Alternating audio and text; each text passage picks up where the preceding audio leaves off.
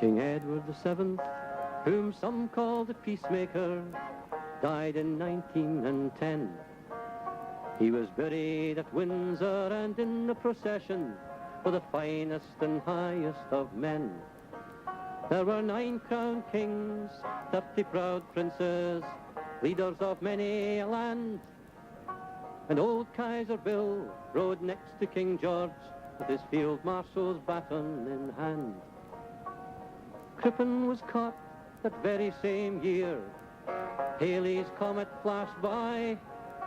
The first of the labour exchanges was opened the year the old king died.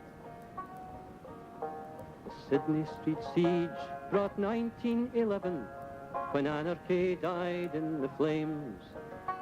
In London in June, King George and his queen played the coronation game. A place in the sun, said the Kaiser in Hamburg, launching his new battleships. King George made India, Ireland and Wales places for right royal trips. Titanic was launched on the day of the Derby. London's last horse bus was shelved. Suffragettes marched, demanding their rights. Then in came 1912. Jack Judge went down to West Bromwich Town to welcome the brand new year. And he went to a pub to have a little sup, 'cause he liked his pint of beer. When he had a few, he started to sing, and his voice he lifted high. My name's Jack Judge, I'll write you a song from Mulberry Town, come my. My name's Jack Judge, I'll write you a song from Mulberry Town, come my. Well, a Birmingham man was sitting close by, and he heard what Jack did say. Pound to a penny, says he to Jack, you can't write a song in a day.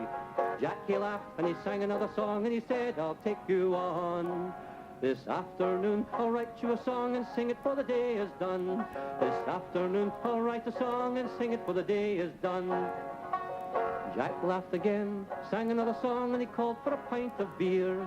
Then he caught his train to Staley Bridge, for that night he was due to appear. On the very first day of 1912, old Jack Judge won his bet. And the song he made and sang that day we never will forget. Well, the song he made and sang that day we never will forget. In March 1912, brave Scott and his comrades died while a snowstorm roared. And later that year, the good General Booth finally laid down his sword. There were riots in Ireland concerning Home Rule. Mrs. Pankhurst was imprisoned again. Wilbur Wright died, the first of the flyers, as the Royal Flying Corps was named. Titanic went down in the spring of that year, taking 1,500 lives. The Balkan states blazed from border to border as death began sharpening his knives. Of the 1910 monarchs who mourned for King Edward, in 1913 few survived. Though some of them died in peaceful old age, assassins took many a life. Death came calmly to China and Sweden, but elsewhere the murderer's hand struck the Pasha of Turkey and the King of the Greeks, while Spain pursued death's plan. The armies of Europe paraded and postured, the stockpile of weapons increased. At The Hague, as if in grim desperation, they opened the Palace of Peace. More suffragettes' marches brought 1914, then the Archduke of Austria was slain. In less than 2 months, all of Europe was marching, and death was in business again. Many a young man from many a family willingly gave up his all.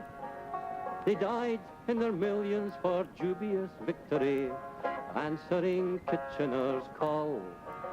As they went off to the war in the trains and the troop ships, they sang as they hurried along, and their words echoed back from the graveyards of Flanders, singing old Jack Judge's song. It's a long way to Tipperary. It's a long way to go. It's a long way to Tipperary, to the sweetest girl I know. Goodbye, Piccadilly. Farewell, Leicester Square. It's a long, long way to Tipperary, but my heart lies there. It's a long way to Tipperary. It's a long way to go. It's a long way to Tipperary, to the sweetest girl I know. Goodbye, Piccadilly, and farewell, Leicester Square. It's a long, long way to Tipperary, but my heart lies there. It's a long way to Tipperary. It's a long way to go. It's a long way to Tipperary. Well, maybe some of you are humming along there with Iain Mackintosh, recorded live in a folk club in Glasgow.